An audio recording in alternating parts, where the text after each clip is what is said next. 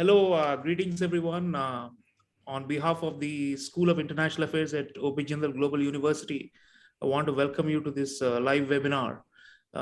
This is to help prospective students better understand the uniqueness and the strengths, and also meet the faculty members who will be teaching in our online MA degree, International Relations, Security and Strategy.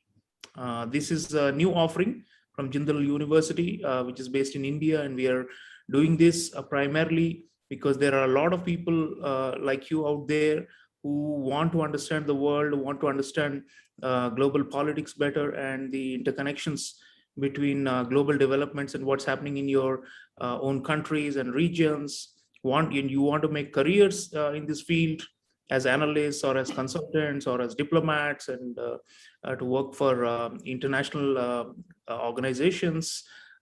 This is the degree that's supposed to help you get there. And I'm really privileged to be doing the hosting for this webinar. I'm the Dean of the School of International Affairs and overall in charge of the program. So thank you for your interest in the program. And in the next hour, we'll try to get you to learn a bit more in detail. It's like a preview or a curtain raiser to the program, which actually starts on September 1st, roughly about 12 days from now. So to start with, let me introduce my colleagues who are with us. I have Professor Silvia Bottega, Professor Mohan Kumar, Professor Shishir Upadhyaya, Professor Devika Misra, and Professor Pankaj. These colleagues are running the program, are teaching in it, and it's going to be very interesting. I myself am teaching a course in the second semester, but this lineup is of the instructors for the first semester, starting September. So in other words, you will be learning from these very people who you are likely to be meeting for the first time in this webinar. So to start with, let me go to my colleague, Ambassador Mohan Kumar. He's in Canada right now, but he has been a distinguished diplomat for the Indian Foreign Service, and he retired as India's ambassador to France, has been posted in different regions of the world, Asia, Middle East, and Europe. And he actually brings to us a lot of insight on diplomatic practice. So diplomacy, obviously, under the MAIRSS program, you will be learning a lot on diplomacy and its multiple dimensions. And Ambassador Mohan Kumar has been very enthusiastic recording the lectures for all of you. And I think that you're going to really learn a lot from him, because he brings a practitioner's perspective.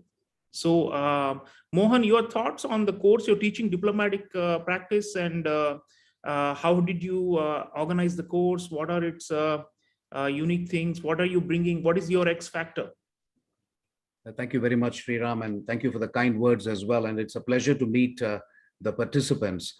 As Sreeram rightly said, I bring a practitioner's perspective, but maybe I should just tell you in a few words what the course is all about, and then look at what you can expect to derive from the course in terms of practical skills. So the course is about what diplomats do, what diplomatic missions are all about.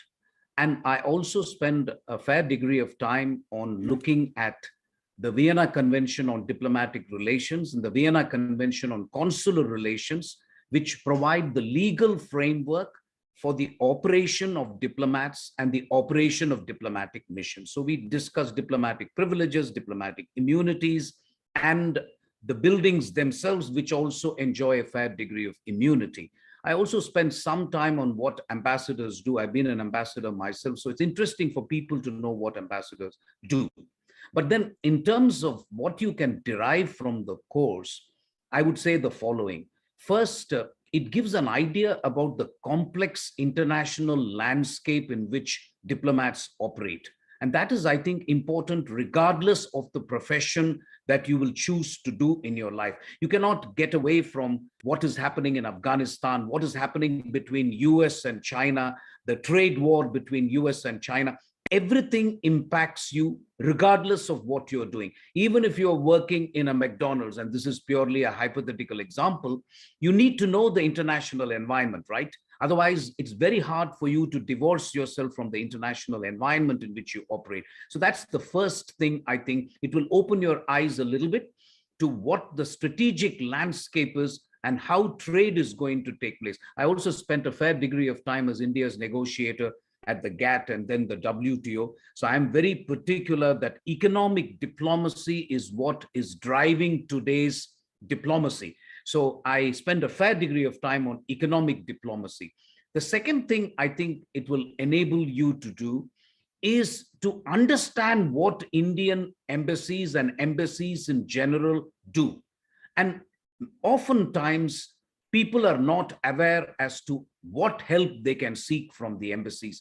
All embassies have commercial economic wings, and you have every right as a citizen of a particular country to ask that commercial economic wing, not just for data and information, but also for concrete assistance. It is your right. Embassies and missions are tax-paid funding. Basically, the citizens fund the embassies. So it's not, I think what I'm trying to do in this course is demystify the embassies and the diplomats. We are not some people who have landed from heaven who are going around in Mercedes-Benz cars and, attending National Day receptions and so on. At the end of the day, we are there to help people. And by the way, there is a fair degree of accountability now from diplomats, especially in India, but also elsewhere. You are supposed to help. The diaspora diplomacy is something that I spend a fair time in my course. Every country has a major diaspora. Some of us have a much bigger diaspora: India, Lebanon, Mexico, China. We have very large diasporas. And the diasporas have come to play a very important role in the diplomacy of our countries. I spend some time on para diplomacy because India is a federal country. And states have come to, when we say states in India, we mean provinces, of course. And provinces have an important role to play. The ultimate example of para-diplomacy, by the way, is Canada, where provinces like Quebec and Vancouver have separate diplomatic missions within the diplomatic mission. That is the degree to which they have taken federalism in Canada. So all in all, I think it's a course. I also use a lot of case studies. I was in Morocco when diplomatic relations between India and Morocco broke off. And I was the only Indian diplomat who flew the Austrian flag on the Indian embassy premises. It's a very, very interesting way of getting diplomatic immunity because Morocco broke off diplomatic relations with India. And this was way back in 1984. We enjoy good relations with Morocco now. I'm talking of history, but it's an interesting case study. I also talk a fair bit about the Indian consul, Devika. I'm sorry, Devika, I'm saying Devika is there because she's in front of me, but Devyani Khobragade, who lost immunity because she was a consular official. And we had to transfer her to the diplomatic mission because diplomats enjoy more immunity than consular officials. So those are the kind of things I talk about. Sreeram, I don't want to take too much airtime because there are other professors, but I'm more than happy to answer the questions. Lastly, and certainly not the least, I also talk of the skills that are necessary for diplomats in the 21st century. COVID has upended everything. You cannot get by as a diplomat without knowing how to handle social media. And we are going to have what I choose to call hybrid diplomacy in the future. I don't think the United Nations General Assembly will ever be the same again. You're not going to have 140 heads of state landing in New York in September. Most of them are going to go absolutely virtual, frankly, because it is not a practical proposition for heads of state and heads of government to come to New York and attend these sessions and completely bring New York, Manhattan to a halt. All that is not going to happen. So virtual diplomacy is here to stay. But what we are going to do have is a kind of a hybrid diplomacy where some diplomacy, inevitable diplomacy, will be conducted in physical person, and the rest of it will just happen in virtual mode. So I'm happy to answer questions. And once again, thank you very much for the opportunity, Sreeram.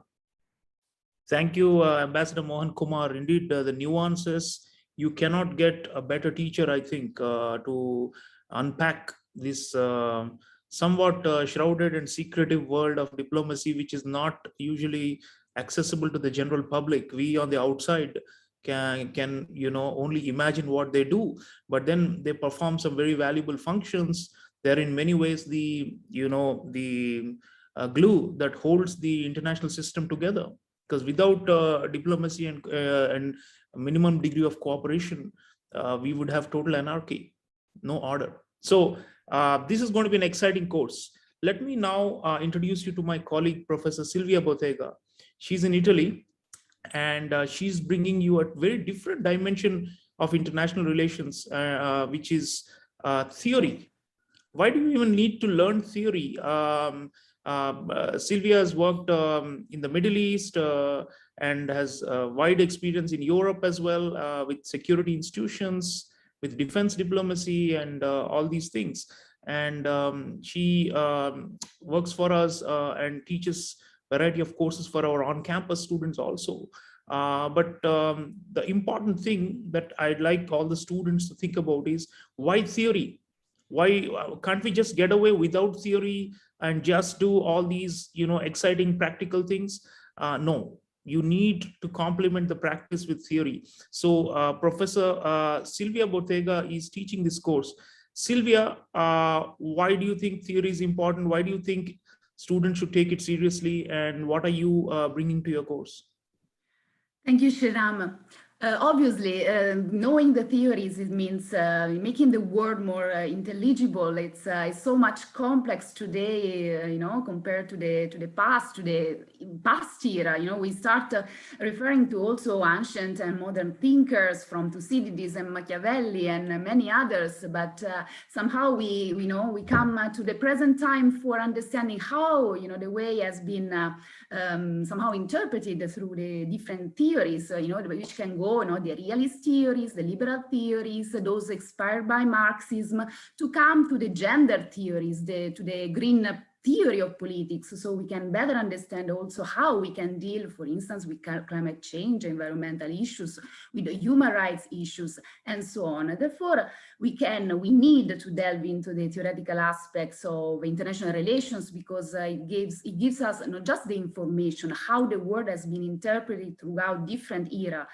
somehow from the birth of the modern state to the current era, which somehow puts into question not just many more actors, but also the responsibilities of the traditional actors like states. Therefore, we can somehow delve into the different perspective from many different scholarly works and thinkers to understand the way they interpreted the world of their time and of the 20th century and also of this century. Somehow we need the theories because they give us new perspective, new sparks and new ideas for thinking, for making us also somehow the many events in the world more understandable, to include them in a framework, also for helping us to find solutions to possible problems or global issues or normal problems which are attached to the state's responsibility, the problem of poverty, the problem of international trade, the problem of obviously of warfare, controlling non-state armed groups within and across the states.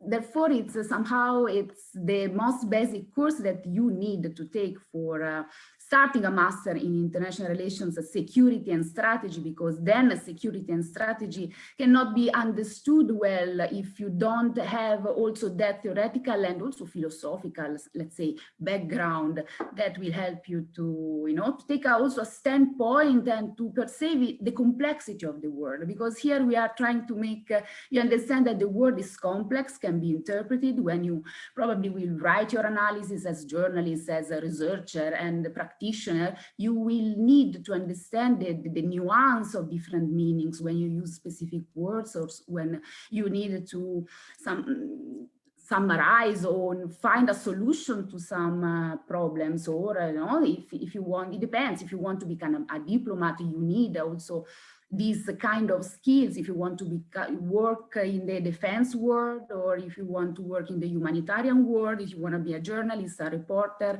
or an analyst, or go on with the research work in academia.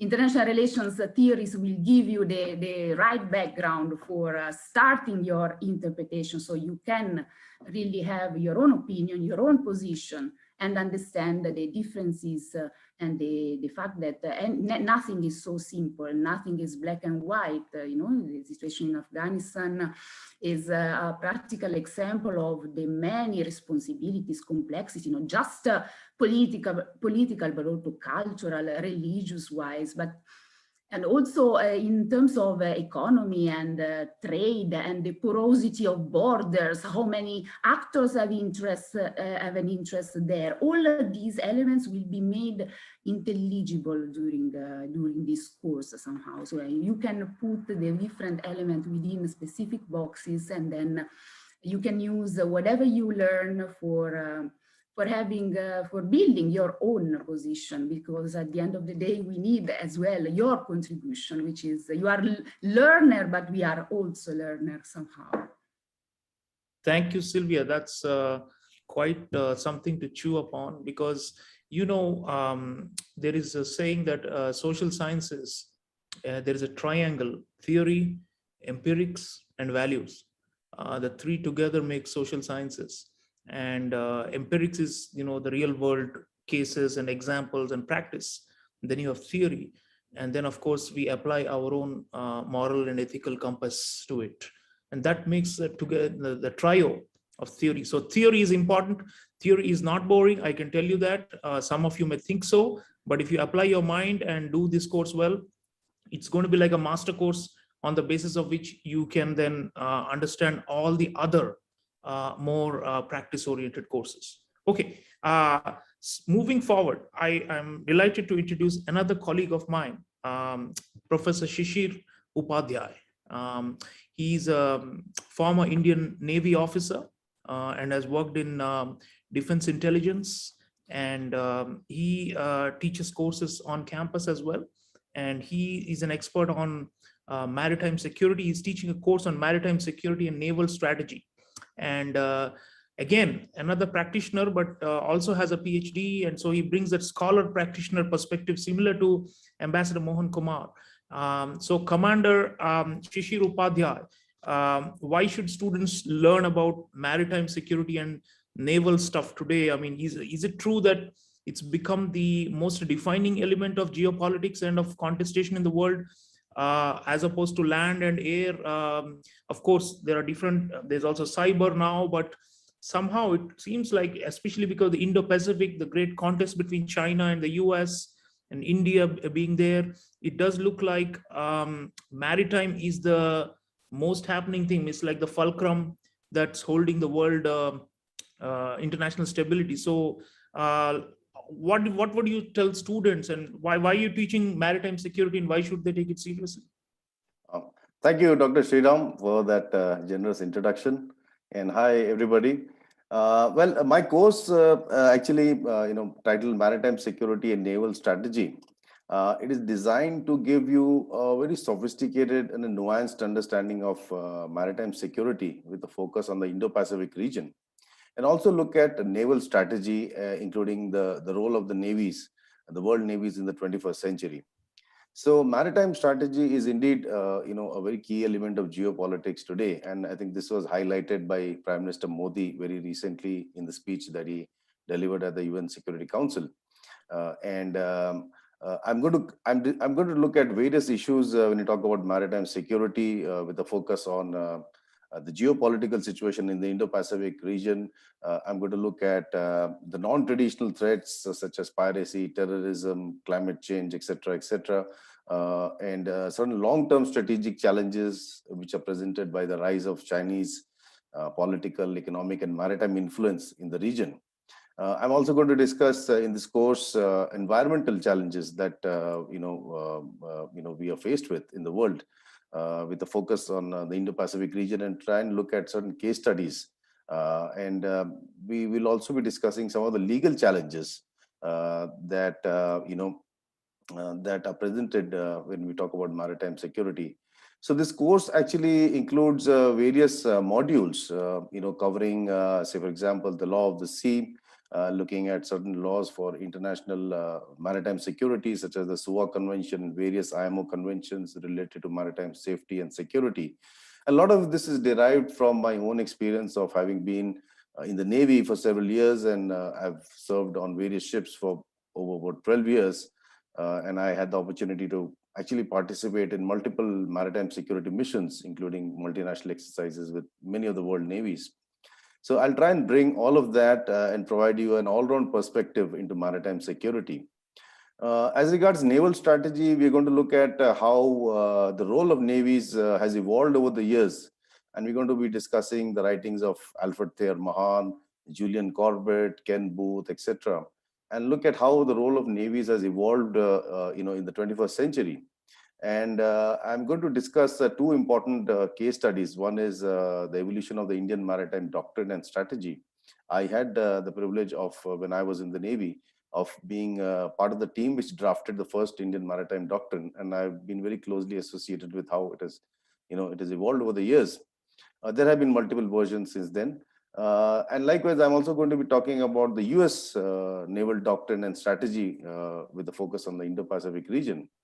And I think at the end of the course, you would have probably a very sophisticated understanding of what the navies are supposed to do, what are the challenges of maritime security, why is it so difficult for navies to handle non-traditional threats, what are the major strategic challenges in the Indo-Pacific region.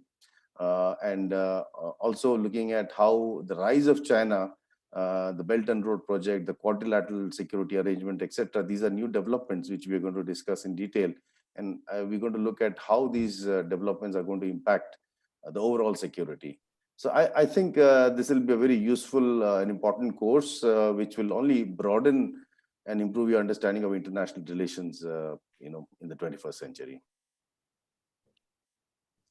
Thank you, Commander Shishir. We are following your questions, folks. So keep shooting them in the chat box, and we are going to collect them and respond to them. Next up, I want to introduce you to my colleague, Professor Pankaj. He's a national security expert, specialist.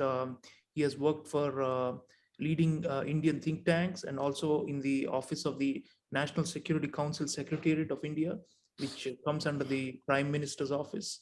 And again, a very unique professor who combines bookish knowledge with practical experience of dealing with security threats.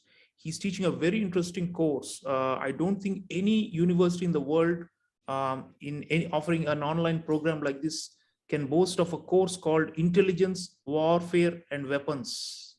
Okay, there could be like defense studies programs here and there, but a full course within a degree program called Intelligence, War, and Weapons. How do spy agencies operate? How are they linked to battle plans? And of course, the emerging issue of new forms of war fighting. So these are things that are at the cutting edge.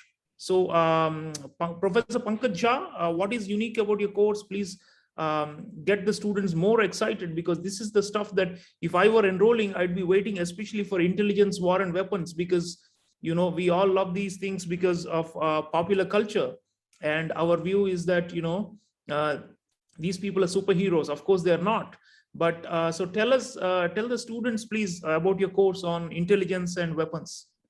Okay, thank you, Professor Chaulia, for introducing me to the audience.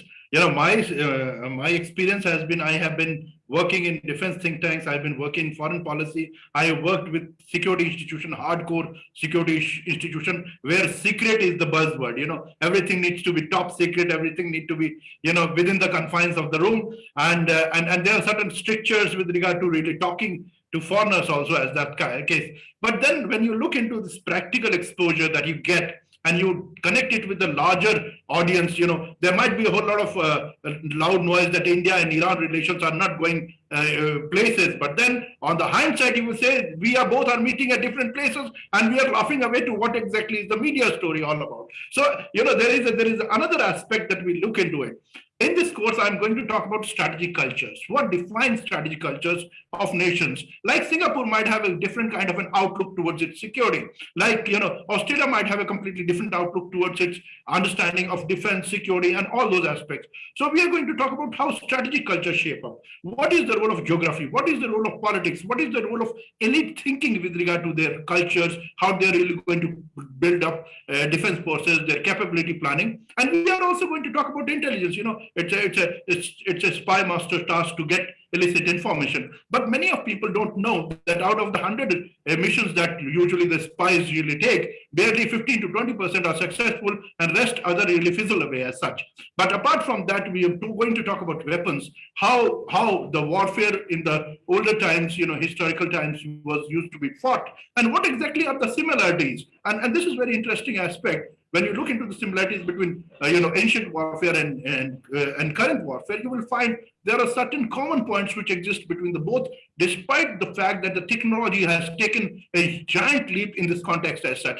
We will be talking about what exactly is space warfare, what exactly are the vulnerabilities, how these land warfare, air warfare, and naval warfare are really going to work together, what exactly is jointmanship, how these joint warfare doctrines really shape up. In fact, there is too much of the platter for students to really take it and understand these nuances which are associated with intelligence, war, and weapons as such, because I'm bringing together two different aspects. Diplomacy already, Professor Mohan is talking about it. Theory is being talked by Professor Silvia. I'm bringing into the perspective the role, the military and intelligence, the other two pillars of a policy of a government together, and trying to understand how they really work in tandem, what exactly are the synchronization space between the two, and how it is critical for nations to understand the security dimensions and the future security challenges so that they can plan accordingly. So that's all my course is all about.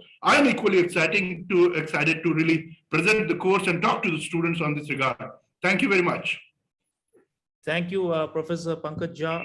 Yes, students, if you've been following the unfolding drama of Afghanistan, there is already a debate in the US whether there was an intelligence failure or whether the intelligence had failed to anticipate a sudden collapse of the regime in Kabul. And so there are different viewpoints. I think the dust has not settled yet, and there's going to be a full review on how they could get it so wrong. The same thing happened. You'll all be familiar with the September 11, 2001 attacks by Al-Qaeda in New York and Washington. And then also there was a review commission, and it found that there were lots of intelligence failures and inability to connect the dots and to coordinate across the agencies in the US. So intelligence agencies, of course, do a lot of non-sensational things too. And Professor Pankaj will explain, because most of it is just writing and analysis. It's not doing James Bond type, sabotage or blowing up planes or, jumping from cliffs. But there are also, operational elements within the intelligence structure. So it's a universe in itself, and we are going to try and prize it open for you to the extent we can, whatever is not classified and can be put out in the public realm. Okay, so next up, I'm delighted to introduce you to my colleague, Professor Devika Misra. Devika is the Student Success Coordinator for the online MA IRSS program. And she's actually a Latin Americanist and also a theory specialist also on international relations. But more importantly, in this case, for all of you, she's actually monitoring the quality and the delivery of this program. And she's been working very, very, very hard along with her team to make sure that the course is structured in a certain way and it's being delivered, all the organizational aspects. So I want to bring in Devika into the discussion, moving away from the substantive, the course details now to the larger issue of this online degree. I mean, Devika, how is our online master's different from, say, our on-campus programs? And how do you think online master students should approach this degree, as opposed to, many of them might have done their bachelor's in on-campus form, in their various countries. So how is online different, and what are we doing to make it unique experience for our students? Thank you so much for the introduction that has really built me up. So I have to sound super smart. But most importantly, I just want to say before I begin talking about the course at all, that we are very excited. We've planned this with great affection and a great amount of intensity into making sure that we can do exactly what's happening in the chat box right now. This is an admissions webinar. And I can see in the Q&A section and in the chat section that not only are you talking to our very, very august room of faculty, who are practitioners, who are policymakers, who are scholars, who are academics, who are teachers, but you're also talking to each other. So first and foremost, I feel that for a degree like international relations, even if we were to set aside a very unique focus on security and strategy, the fact that we are building this global network, a very accessible, approachable, and easy to communicate to each other global network of scholars. I think that's the primary crux of what we are doing in the online degree. Second, of course, coming from our own pedagogy at JSIA, at OP Jindal, what we've managed to do is very much mirror what we do on campus in an online format, because we are not new to online teaching anymore. We are coming into this with a year and a half of experience teaching online, knowing how to build accessibility into courses, especially as an Indian university. An Indian university with a lot of resources, but an Indian university teaching students who might not always have the same amount of access.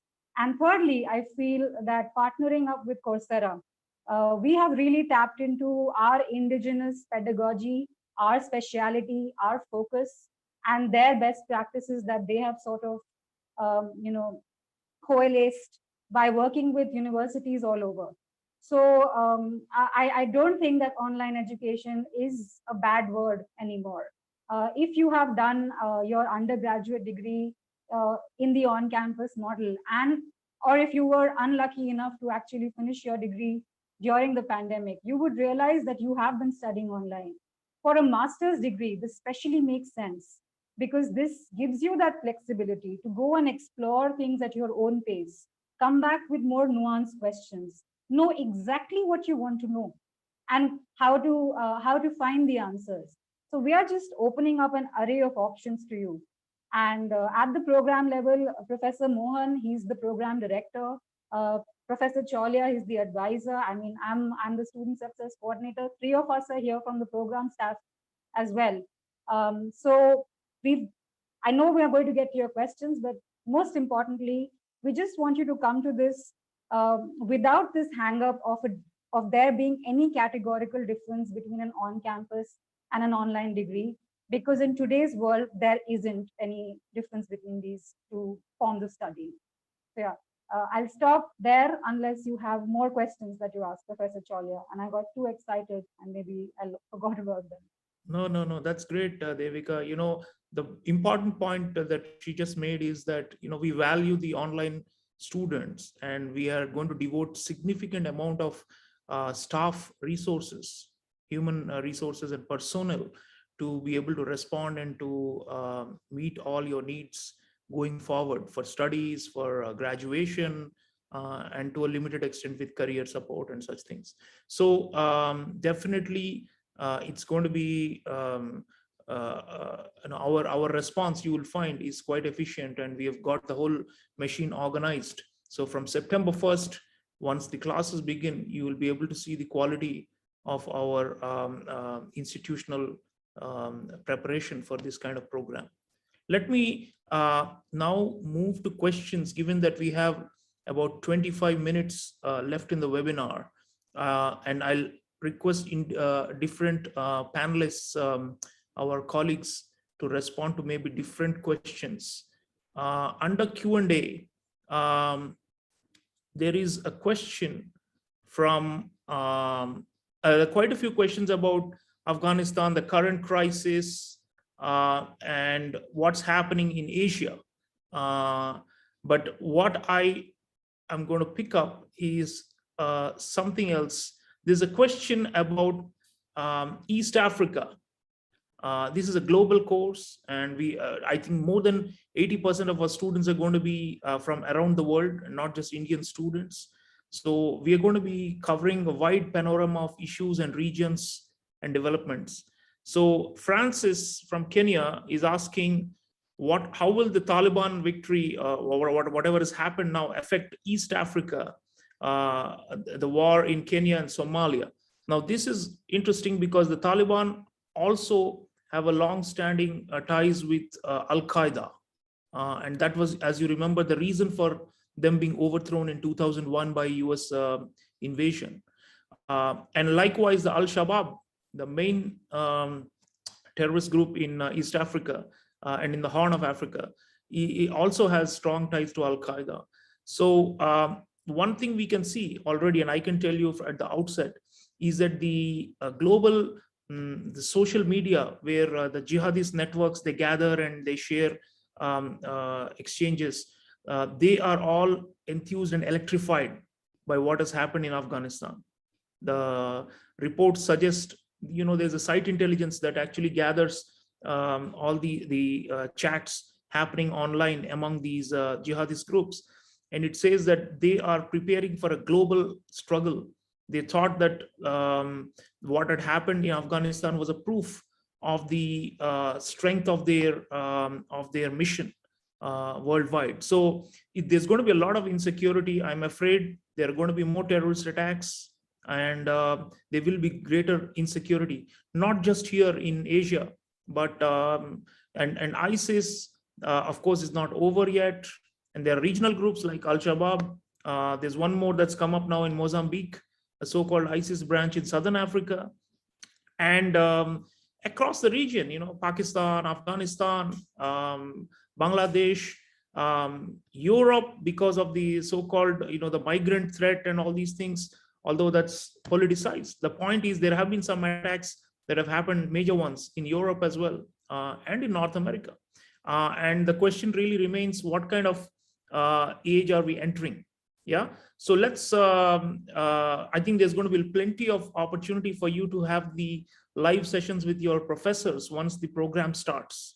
And you can then engage with them on a lot of these questions, which are very empirical. But I'm going to also take up a question about which are more structural, not about the world per se, which are not substantive.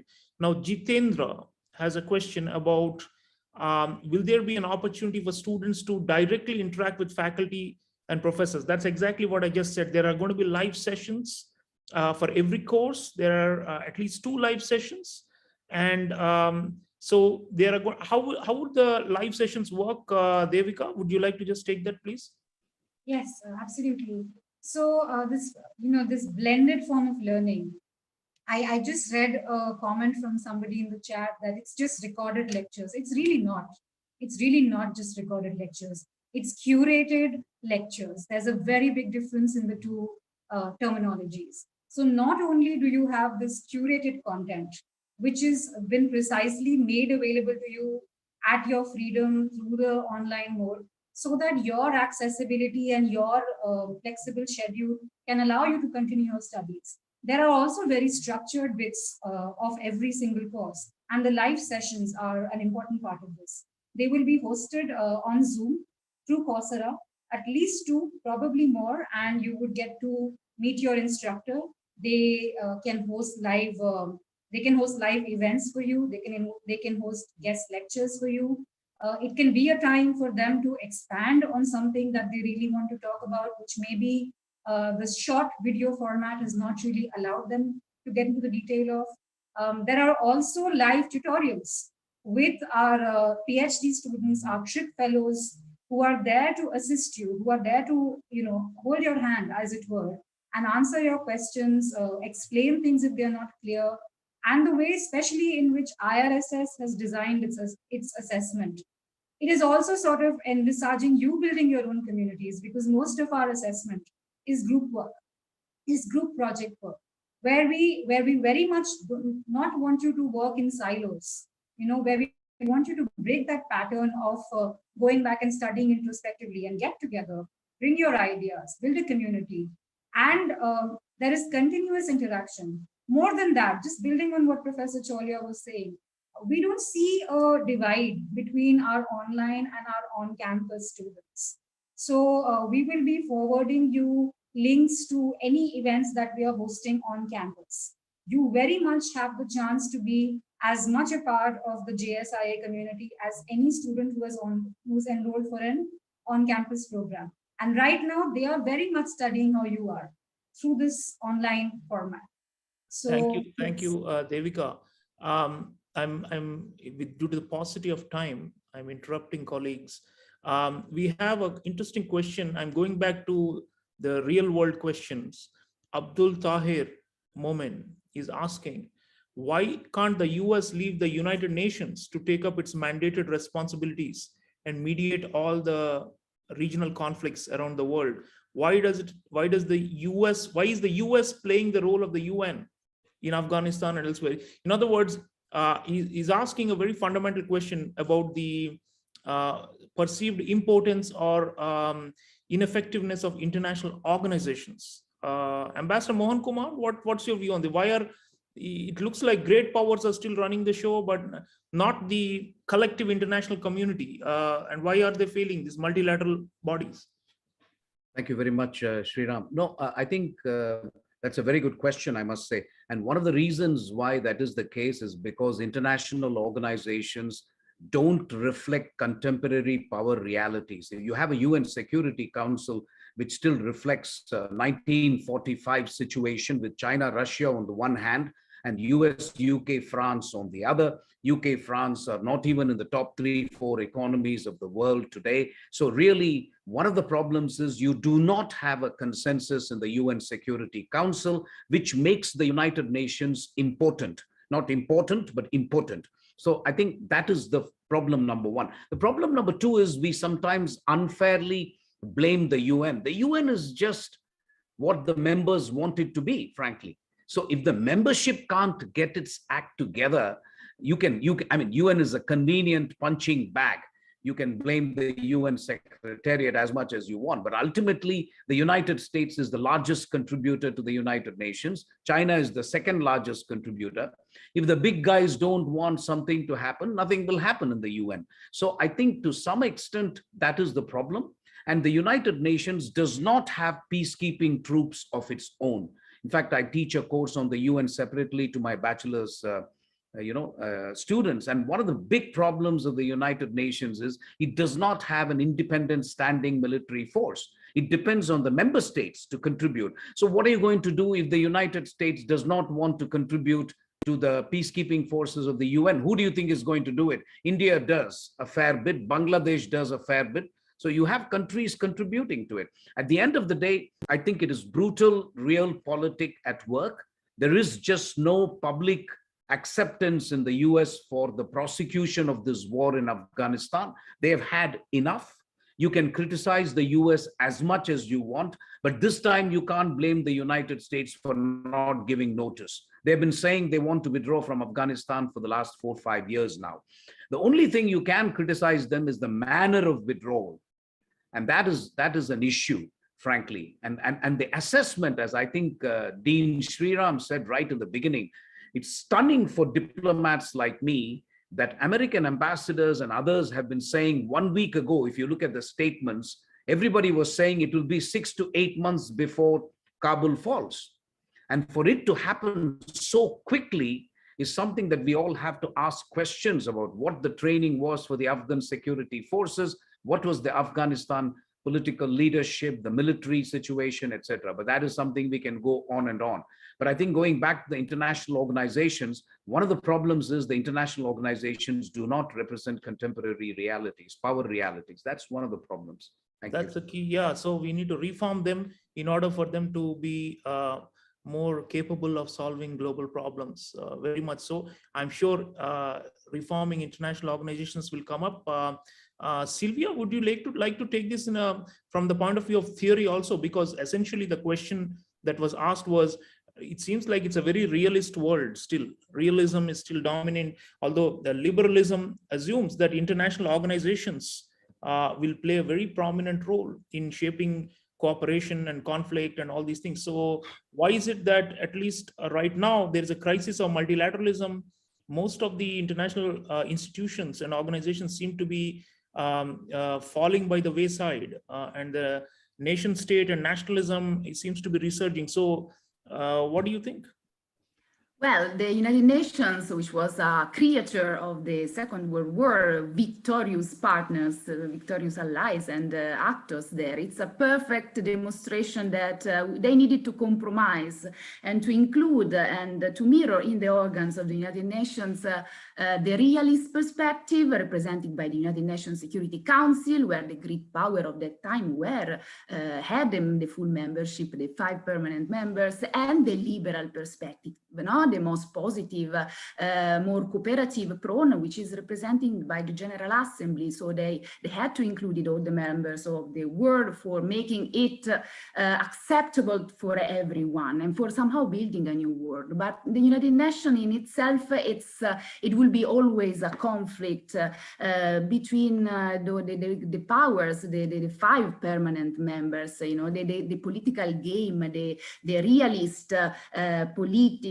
politics, the political game are played there because there is a veto system. And if China and the US are not agreeing on sending troops to Afghanistan, no one will send troops. And anyway, United Nations is not a super government. And for contributing to a mission, imagine how much the single government have to convince their own constituency, their own population to send their own soldiers to die in Afghanistan. So you can also understand how difficult it is for the governments belonging to the United Nations and those in the United Nations Security Council have to somehow compromise to decide. The decision-making process is very, very long.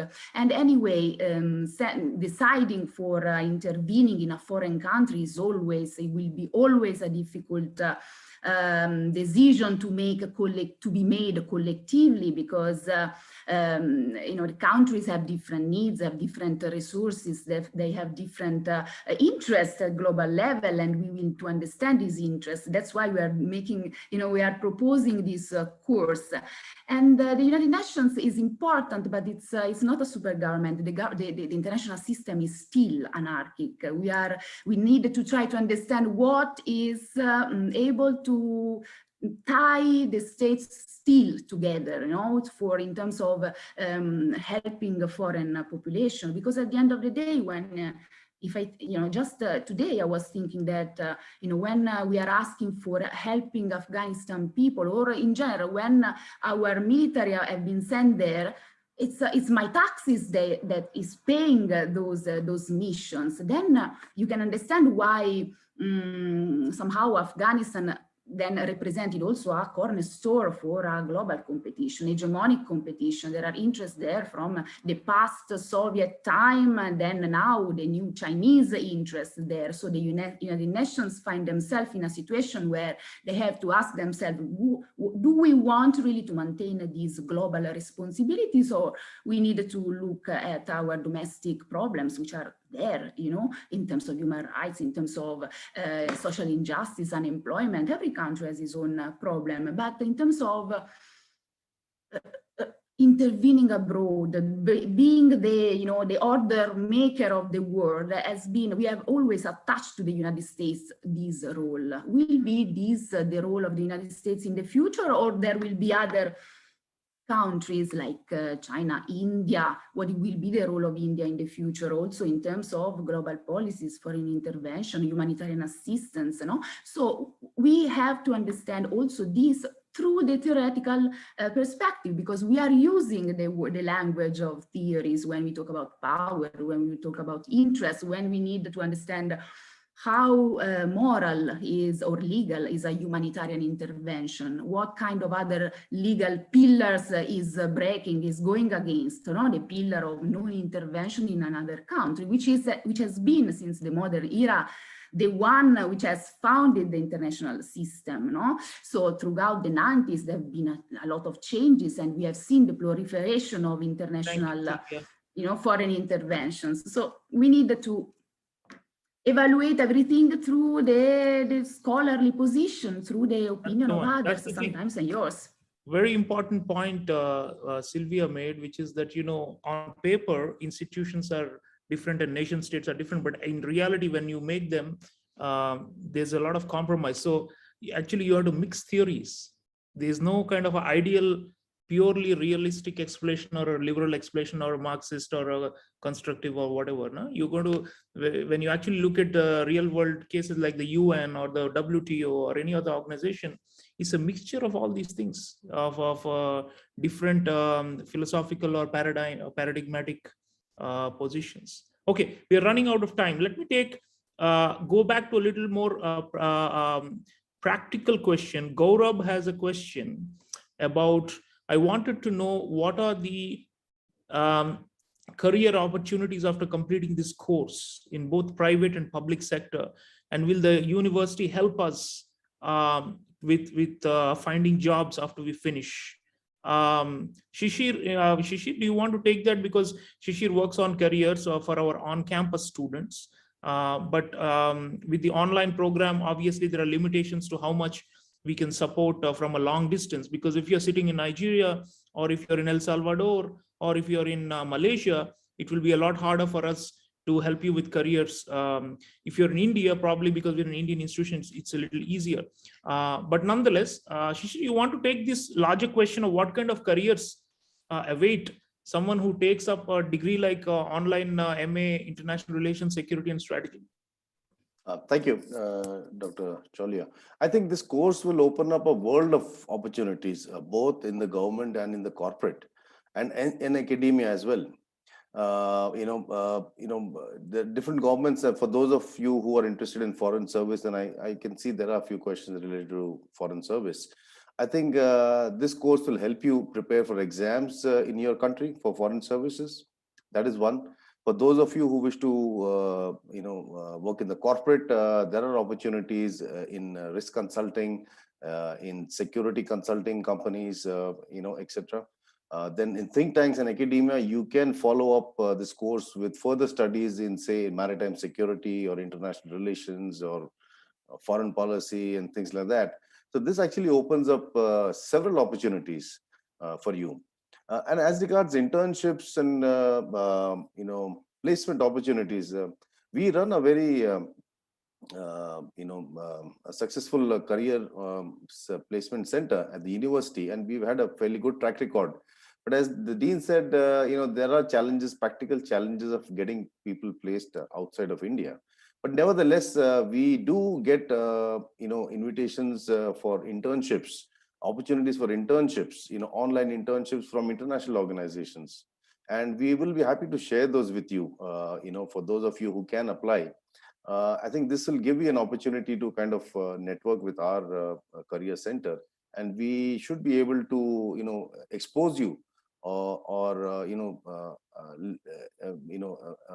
open up opportunities for you for internships in the corporate, in the government, or in international organizations in different countries. And I think that should really help you. But otherwise, broadly speaking, this course should help you prepare for higher studies, for opportunities in government and corporate anywhere in the world. And we've run a course, MA course on diplomacy, law, and business, which has been very successful. And our students have been placed in the government, in diplomatic missions in India, in some of the top consulting firms internationally, such as Janes, the KPMG, etc.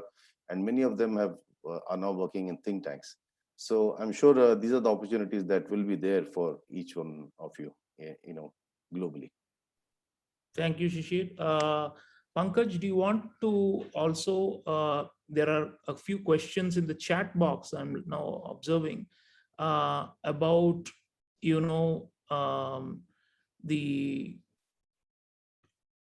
again, going back to the current Afghan issue, but also about diplomacy. There's a very interesting question about, is diplomacy really even worth it? Because Aftab Hussain has a very interesting question in the chat box, and I caught my eye. And what he's saying is that diplomacy failed, and it looks like in Afghanistan, he says, and the Afghan leadership is now being scapegoated.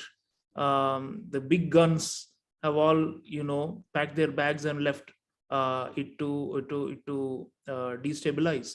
So, Pankaj, the balance between diplomacy and hard power, would you like to take, because you are a specialist in hard power? It does look like military force matters. I mean, it changes a lot of things. Like suddenly the world is looking different because of the successful military offensive of the Taliban, or let's say Chinese power. I mean, Chinese power, there are a lot of questions in the chat box and Q&A about China becoming bigger and bigger and more menacing according to some, or an opportunity for others. The point is, that also is being accompanied by greater militarization, in the form of island building and all these things they're doing in the South China Sea bases. They're now got a base all the way up to Djibouti, and the Navy especially is expanding in a big way. There are territorial conflicts where they're flexing muscle. So to take us back, to give the students a general perspective, a quick answer, what is the role of hard power in today's time, and is it still very, very critical to define the current world order? I mean, we know economics matters, we know soft power matters, and we know culture and all these things matter, but it does look like military, the one who is willing to use force and has the capabilities, is still in a quite a significant position to shape the current order. Thank you for the question. When you evaluate Taliban and you talk about training and capacities, these are modern systems that has been left to by the US for the Taliban to really operate. But when you look into the military hard power, it needs maintenance, it needs upkeep, it needs training, skillful training. You can have the gun, but you cannot point and shoot with a point blank range with accuracy if you don't know how to operate the gun. I am wary of the fact that if few of the Talibanis have got into Afghan army and have got trained into that systems, then it's a problem, because then they know how to operate those systems. When you look into diplomacy, and it's stated in the Afghan context that diplomacy has completely abandoned it, I see it from one point of view. Will Afghanistan become another Yemen, where international communities completely ignorant that what exactly is happening, or will it be a responsibility to protect which will come into being, given the fact that there have been instances when the international community have joined hands and brought it together? With regard to hard power, I still have very strong reservations that operating systems, maintaining system is a very tough call. If US is not going to give you the spares, if US is not going to give you anything, then these are sitting ducks which can be really destroyed at any point of time. In this thing, I just want to talk about the last one thing, which is disruptive technologies. If you can create systems, you can also sabotage system as and when you really require it. That's all. Thank you. Yeah, you're going to be learning a lot about this. So I'm very happy to see the level of curiosity and the debate and the discussion that's going on in the chat box among the participants. It just shows once our program is running, there are going to be a lot more opportunities for mutual learning like this. And Devika, there are a few questions about the fee structure and all that, but those are all available on Coursera. I can tell you all, the fee is $6,000 US over a 2-year period. It's one of the most affordable degrees in online field for international affairs. So don't miss it, please. And this is something. It is the most cost-effective program of its kind, but with also very high caliber of faculty, as you can see. So this is like the best of both worlds. Devika, you want to close with a message for students about how they should approach this, and then we can just close. We have just 2 minutes. Devika, last word, please. Okay. Thank you so much. This has been lovely for us, as I hope it has been for you. We are very, very pleased to see the kind of questions that have come our way. And this is only the start. We are going to be holding many such sessions with other faculty at JSIA. I'm going to recommend that you make good use of your email writing skills and write to us at online@jgu.edu.in. Please put MAIRSS somewhere in your email so that it comes directly to our program staff, and we are doing our best to answer all your queries. We are also Devika, we have something called Slack, right? It's a technology by which the students can learn from each other and discuss with each other once the program starts, right? Yes, that's one of the platform that Coursera makes available to us, which would be a new way of interacting without barriers, without worry with each other while the course is live. But before that, please write to us at online@jgu.edu.in. Make sure that you mention MAIRSS in your email ID.